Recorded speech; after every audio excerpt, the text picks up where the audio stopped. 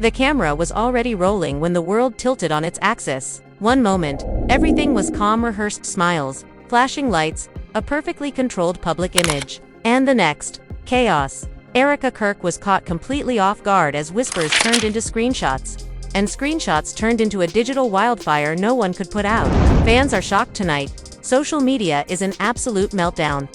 And what was once a quiet rumor has exploded into the most explosive scandal of the year, because this time, it wasn't a blogger. It wasn't a troll. It was McCoy's own wife. And what she leaked sent shockwaves straight through the entire fallout you're about to hear about. It started with one post.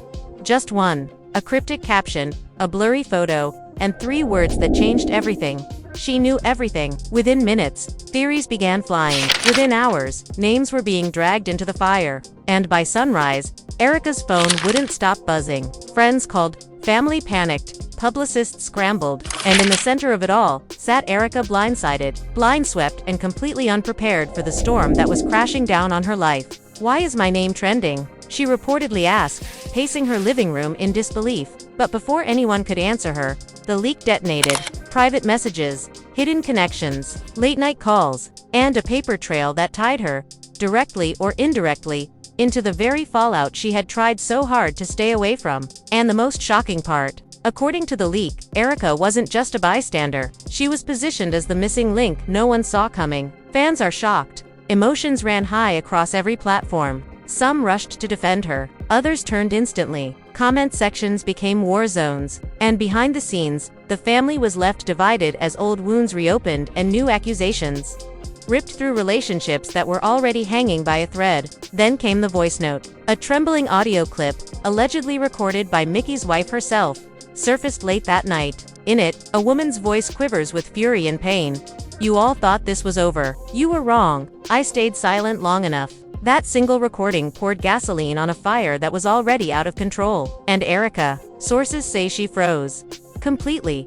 "I never thought it would hit me like this," she allegedly told a close friend, her voice shaking. This was supposed to stay buried, but nothing stays buried forever in this world. Within hours, old alliances began to fracture. Former friends quietly new enemies stepped into the spotlight, and as the leak continued to spread, one terrifying question echoed louder and louder across the internet.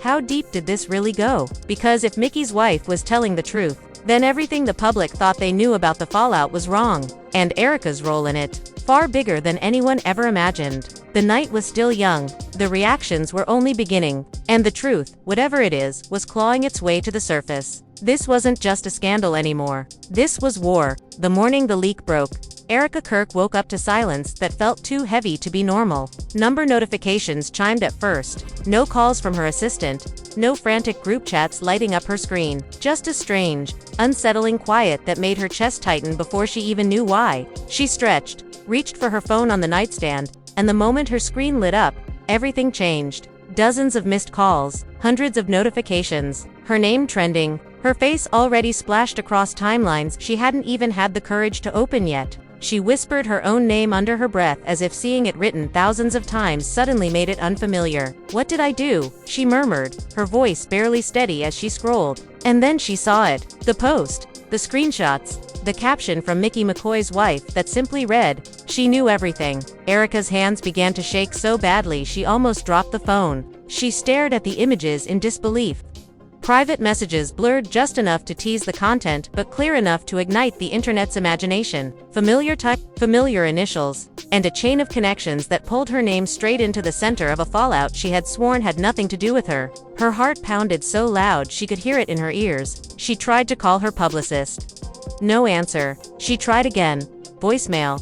"No, no, no," she whispered, pacing across her bedroom.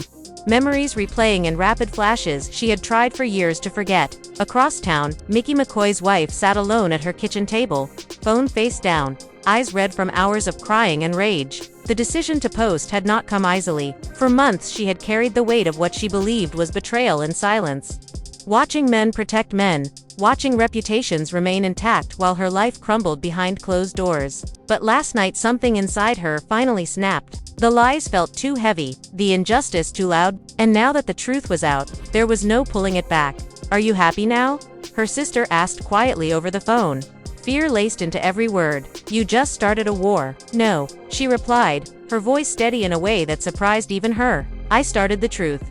By mid-morning, cameras were already camped outside Erika's home. Fans, reporters, critics, and conspiracists crowded the sidewalks. Some held signs of support, others held phones high, shouting questions as if she were already on trial. "Did you know about the fallout?"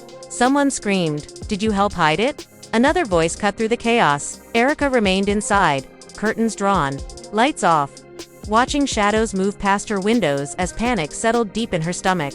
Her phone finally rang. It was her mother. Erika hesitated before answering, already dreading the disappointment she expected to hear. "Tell me this isn't true," her mother said without greeting. Erika closed her eyes. "I didn't do anything illegal," she replied softly, "but I didn't tell everything either." Silence filled the line. That silence hurt more than any accusation. "They're saying you were the bridge," her mother whispered. "They're saying you connected people who shouldn't have been connected." Erika swallowed hard. "I never meant for it to turn into this," she said. And for the first time since waking up, she began to cry. Meanwhile, the internet had already created 10 different versions of the story. In some, Erika was a mastermind. In others, a pawn. Fans are shocked at how quickly public opinion shifted from sympathy to suspicion. Older clips resurfaced. Past interviews were reanalyzed with cruel precision. Every smile, every pause, every vague comment now carried sinister meaning in the court of public opinion. Emotions ran high on every platform.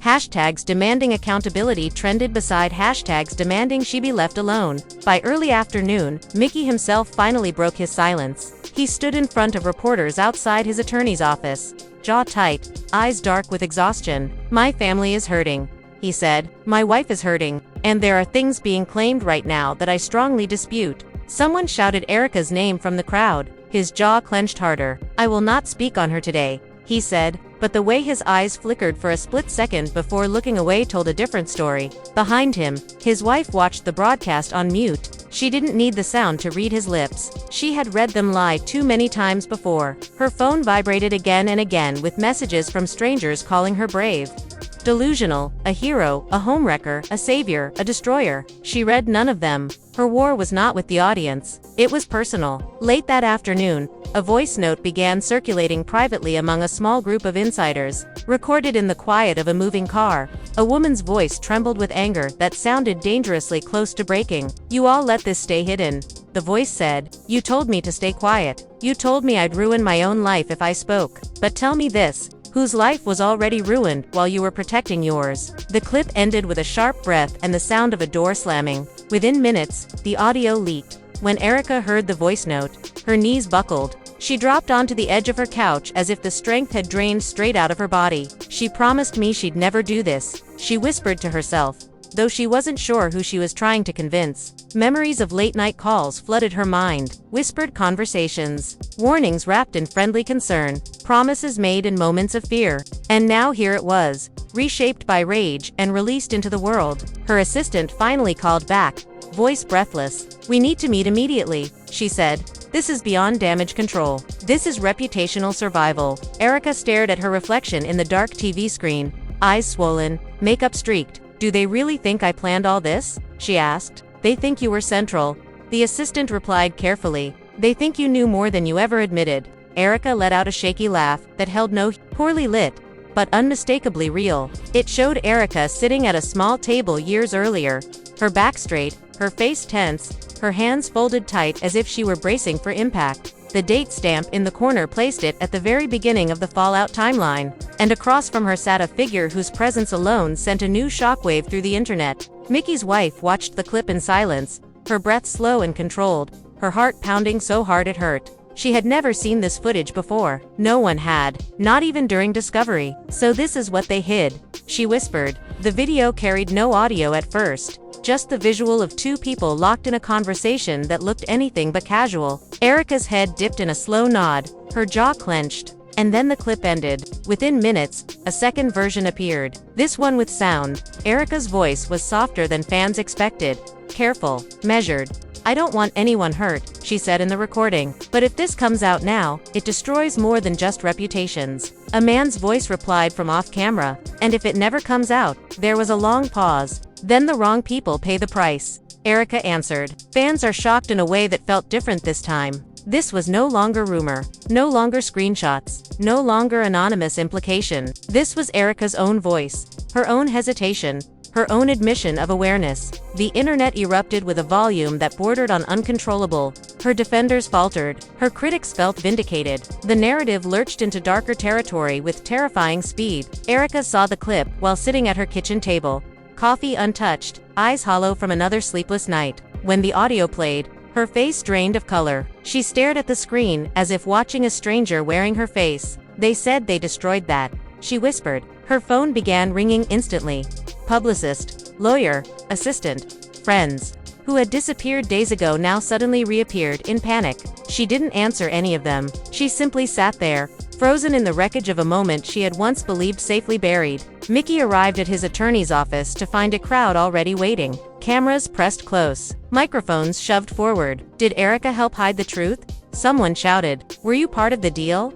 Another demanded. His jaw tightened. "That clip is being taken out of context," he said firmly, "and I will not allow manipulated footage to rewrite history." But his wife's words from days earlier echoed in his mind with blistering clarity. "I stayed silent long enough."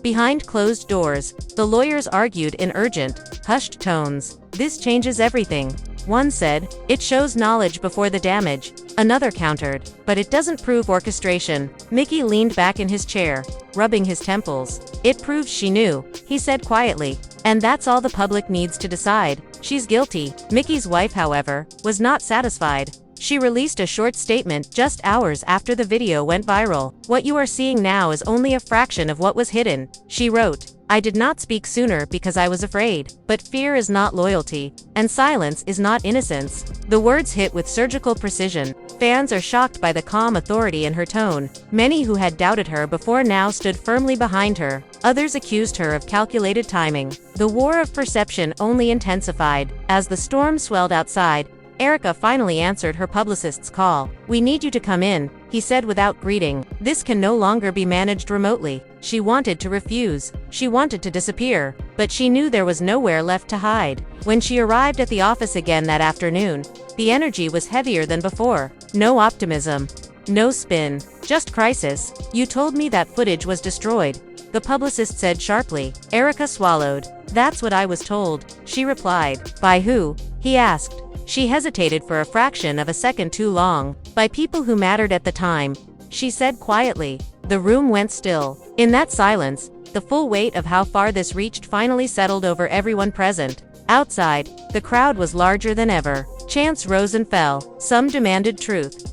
Some demanded apology. Some demanded cancellation. Live streams captured every second. Erika was no longer a person stepping into a car. She was a symbol being ushered into a verdict. Her name trended alongside words like cover-up, accomplice, and betrayal. Late that evening, the anonymous poster returned with what they called receipts. Not definitive, not conclusive, but enough to push doubt into certainty for many. Bank records with redacted names, calendar screenshots with blurred locations, email headers without bodies, fragments of a puzzle that suggested coordination without ever fully proving it. Fans are shocked by how easily fragments became gospel. Mickey's wife read through the materials with a sinking feeling. Some of it matched what she had suspected for years. Some of it went far beyond anything she had known. "This wasn't just about us," she murmured. "We were just collateral." She felt anger rise again, hot and sharp.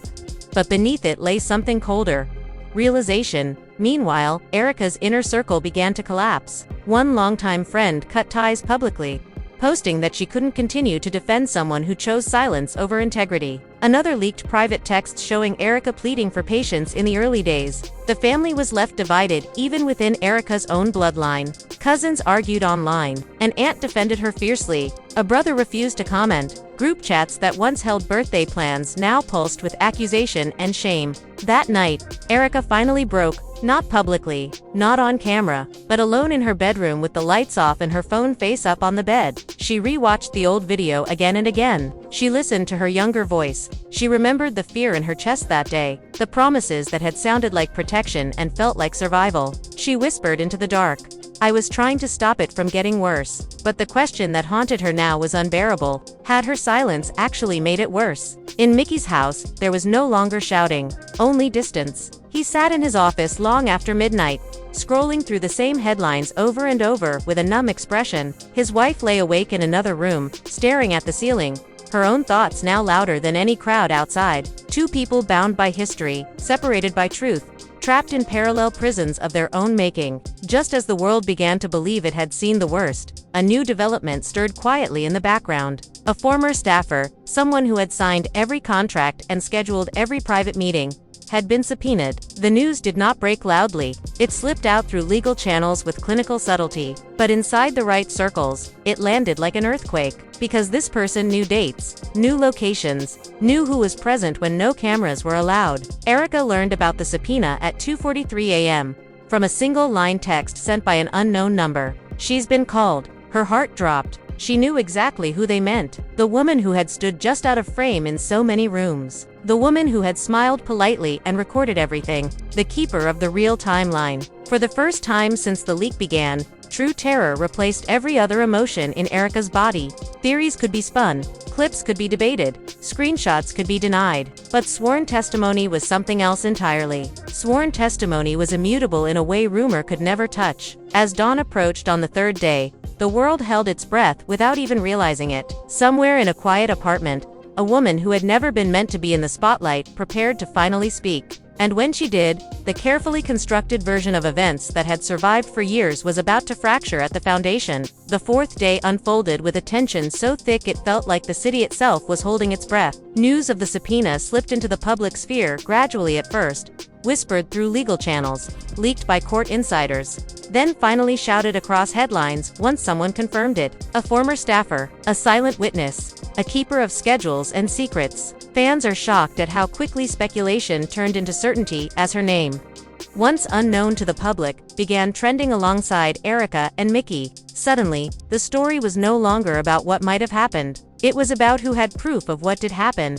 Erika learned the full details just after sunrise. Her lawyer sat across from her at the small kitchen table, files spread out like pieces of a shattered mirror. They've called her formally. Moment she could remember where that staffer had been present. Every glance, every pause, every meeting that had felled off but been brushed aside as routine. The idea that someone else now held the unfiltered version of her past made her chest tighten until she struggled to breathe. She promised she'd never speak, Erika said weakly. Her lawyer lifted one brow. "Promises mean nothing under subpoena," he replied. By noon, pasta press conferences erupted across the city. None of the central names spoke directly, but representatives issued carefully worded statements about cooperation, transparency, and commitment to truth. To the public, it sounded rehearsed. To insiders, it sounded like fear wrapped in legal language. Emotions ran high in every comment section as fans argued over who would crack first. Bets were placed on whose reputation would fall hardest. Mickey's wife chose that afternoon to post again. This time, her message was longer, more personal than before. She wrote about isolation, about being gaslit into doubting her own reality, about watching closed doors protect people who smiled for cameras. She did not name Erika directly. She did not need to. The implication vibrated in every line. Fans are shocked by how her calm tone carried more weight than rage ever could. The family was left divided all over again as relatives publicly debated her words. Some siding fiercely with her, others accusing her of calculated dismantling. Erika read the post in silence, tears streaking down her face without her bothering to wipe them away. "I never wanted to be the villain," she whispered to her empty living room. But she also knew villains rarely believe they are villains when the first decision is made. It always begins with justification, with fear dressed up as caution, with survival disguised as strategy. As evening approached, the staffer herself finally broke her silence. Not in court, not under oath, but through a quiet announcement shared through her attorney. "My client intends to cooperate fully with all legal inquiries." The statement read, "She asks for privacy and protection as she fulfills her civic duty." Protection. That single word sent a new chill through both Erika and Mickey. Protection implied danger. Danger implied that someone had more to lose than truth. That night, Erika received an untraceable call on a secure line her lawyer had insisted she use. She answered without greeting. "You should prepare yourself," a disguised voice said. "She's not protecting anyone anymore." The call disconnected before Erika could respond. Her hands shook so hard she nearly dropped the phone. She felt as though the walls of her apartment were closing in. every shadow suddenly threatening. Meanwhile, Mickey confronted his wife in a way he had not since the fallout began. He knocked on the bedroom door where she had isolated herself for days. "She's going to talk," he said bluntly. His wife looked at him with eyes that were tired rather than angry now. "You should have thought about that when you decided silence was safer than truth," she replied. He clenched his fists. "If everything comes out, none of us survived this intact." She met his gaze steadily. "We already haven't." That same night, unseen by the public, frantic negotiations began behind the scenes. Lawyers made calls. Favors were hinted at. Careers were offered quietly as bargaining chips. Erika refused all outreach. "I'm done making quiet deals," she told her legal team. Whether that was courage or resignation, even she no longer knew. In a small apartment across town, the staffer sat alone with stacks of documents spread across her dining table. Calendars, unsigned contracts, email printouts, handwritten notes she had never thrown away out of habit rather than foresight. She had never imagined being in this position. For years, she had thought of herself as invisible, safe in invisibility. Now invisibility had turned into a trap. She rehearsed her testimony in whispers, her voice trembling as she spoke dates and locations into the quiet air. Each word felt like a nail driven into someone else's life, and into her own. The next morning, news broke that her testimony was scheduled sooner than expected. Fans are shocked at the speed of the legal process now that momentum had shifted. Commentary shows erupted with countdowns. Analysts argued over what she might reveal. Reporters speculated about deals already made behind closed doors. For the first time, the scandal felt like it had crossed an invisible line from spectacle to something irreversible. Erika woke to the headlines and felt a strange numbness replace panic. This was it, the moment she had feared since the very beginning. Not rumors, not screenshots, not manipulated audio. Sworn truth. Her lawyer arrived an hour later. "They will ask about you directly," he said. "About your awareness, about your involvement." Erika nodded slowly. "Ask her the real question," she said. "Ask her why she kept everything too." He studied her for a long moment. "Do you still not understand?" he asked gently. "She kept everything because she had no power to do anything else. Until now." The day of the testimony arrived under a cloud of feverish anticipation. Cameras lined the street outside the courthouse. Crowds gathered as if for a verdict that had not yet been spoken. Mickey arrived through a private entrance. Erika arrived separately, shielded by legal teams and tinted glass. Mickey's wife walked past the cameras without looking at them, her chin high, her expression unreadable. Inside, in a quiet room away from the spectacle, the staffer placed her hand on a small book and swore to tell the truth. Her voice did not waver, and as questioning began, a timeline unfolded that was far more intricate than anyone had predicted. She described meetings that had taken place long before the public fallout. She spoke of warnings issued behind closed doors. She recounted how reputations were weighed like assets, how damage was calculated like cost. She named who had been present. When Erika's name finally surfaced, the room shifted. The staffer did not accuse her of orchestrating anything, but she confirmed that Erika had known about the risk long before anyone else did. She confirmed that Erika had been advised to speak.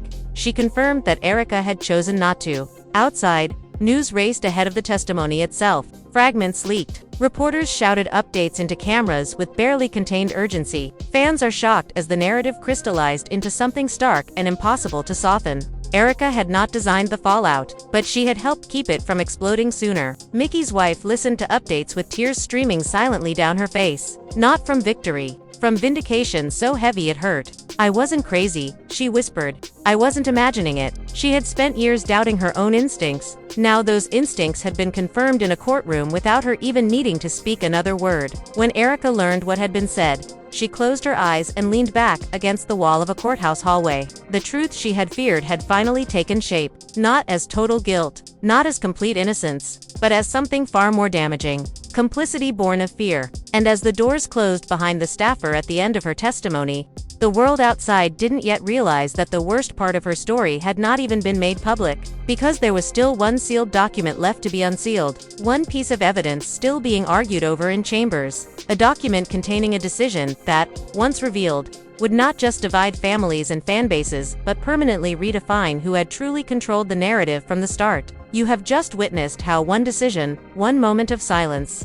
and one hidden truth can reshape entire lives in ways no one ever anticipates. Now the question turns to you. What would you have done if you were in Erika's place, when fear, pressure, and power all collided at once? Would you have spoken up and risked everything? Or stayed quiet and hoped the storm would pass? Because at the heart of this story is a truth we all recognize in our own lives. Silence always feels safer in the moment, until the cost finally comes due. Right now, emotions are still running high. Fans are still shocked. The family is still divided. The fallout is still unfolding. And you are standing at the edge of this story with a front row seat to every twist that may come next. Do you believe Erika was protecting herself? Or was she protecting the wrong people? Do you think Mickey's wife waited too long?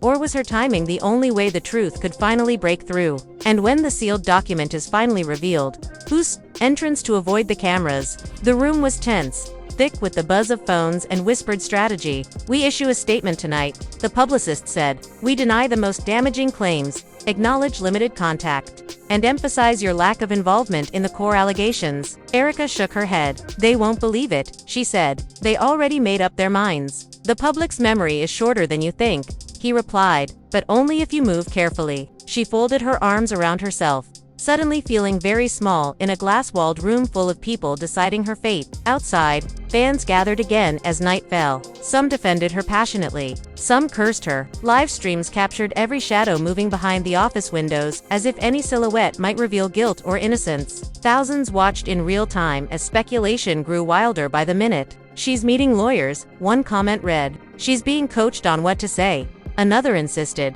The narrative twisted faster than anyone could control. When Erika finally left hours later, her statement still unfinished, she pulled her hood low and hurried into the car. Her phone buzzed with a new notification, a message request from a number she hadn't saved but recognized instantly. Mickey's wife. Erika's breath caught in her throat as she stared at the screen. For a moment, she considered not opening it, but curiosity and dread were stronger than fear. She tapped the message. "You could have stopped this," it read. No emojis, no rage-filled rant, just those 5 quiet, devastating words. Erika typed and erased nearly a dozen replies before finally sending one. "I was scared," she wrote. The reply came almost instantly. "So was I," Mickey's wife answered. "The difference is, I finally chose not to be." Erika stared at the message until the screen dimmed. Outside, the city lights blurred past her window, and with every mile, the sense that she was losing control of her own story grew heavier. She didn't know yet that the next leak would be even worse.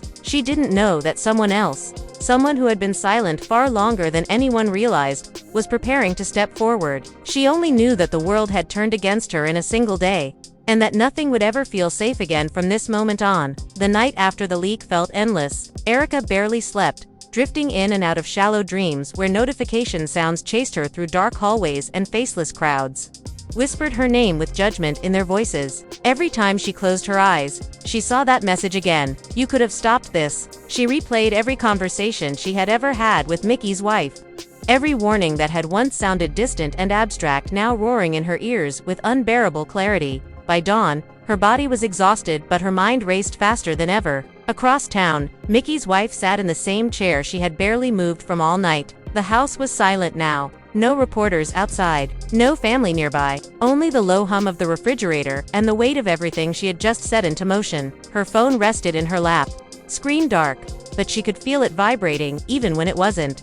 Her lawyer had warned her late into the night. "Once this goes public, you lose control of the narrative," he had said. She had answered simply, "I've already lost everything else." By mid-morning, the second wave of chaos hit. A new batch of screenshots surfaced, this time showing calendar entries, coded names, and late-night meeting times that appeared to line up with key moments in the original fallout. Fans are shocked all over again. The story mutated instantly. No longer just about betrayal inside a marriage, it now carried the weight of alleged coordination, of silent agreements, of hidden hands shaping events in the dark. Erika's phone exploded with messages from people she hadn't spoken to in years, all suddenly desperate for a response she couldn't give. "They're saying you were present at one of the meetings," her assistant said over the phone, panic barely masked. "That's impossible," Erika replied. "I was out of the country then." "People don't care about impossible right now," the assistant said. "They care about plausible." Erika sank against the wall,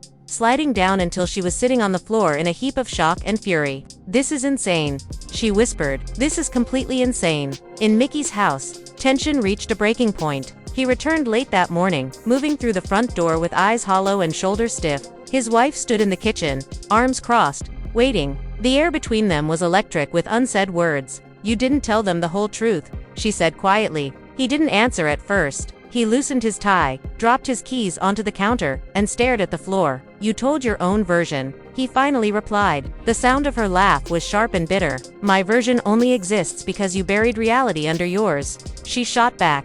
Their argument erupted with years of resentment spilling out at once. Accusations flew like knives, lies were named, half-truths were exposed. His voice rose, hers cracked with pain. Somewhere between shouting and sobbing, the final fracture settled into place. There would be no reconciliation now, not privately, not publicly. Whatever remained between them would only unfold under the unforgiving eye of the world. As the confrontation raged, someone else quietly made a choice. A former confidant, someone who had hovered on the edges of all of it for far too long, finally broke their silence. A short anonymous post appeared on a fringe forum before quickly being shared across larger platforms. Everyone's focusing on Erika and the wife.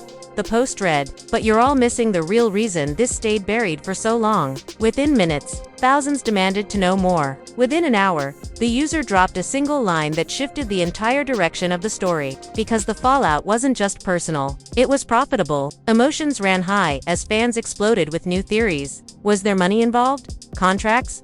Favors? Protection? Suddenly the narrative darkened from scandal to possible scheme. Erika watched the theory spread in real time, her hands trembling as she refreshed her feed again and again. "This is spiraling," she muttered. "It's turning into something it never was." But even as she said it, a small voice inside her whispered that maybe it had always been more than she had allowed herself to admit. Her publicist rushed into her apartment that afternoon, eyes wide. "We're past denying screenshots," he said. "Now they're talking about motives." "Motives for what?" Erika asked. He hesitated, for keeping silent when other people were burning. Her throat tightened. She thought of the phone calls that had ended with uneasy laughter, the warnings framed as concern, the way she had justified every quiet compromise as "I didn't profit," she said weakly. "Maybe not in cash," he replied, "but you still stayed standing while others fell." Meanwhile, the anonymous poster released a second update. They claimed that several people had been encouraged to remain silent in exchange for future opportunities. No hard proof, just implication. But implication was enough. Fans are shocked at how quickly speculation replaced fact without anyone demanding evidence. Names were tossed around freely. Reputations were shredded in comments sections before lunch. Mickey's wife saw the post and felt her stomach drop. She hadn't expected money to enter the conversation. That was never her accusation. Her fight had been about betrayal and truth, not profit. Yet she also knew too much to believe everything had been purely emotional.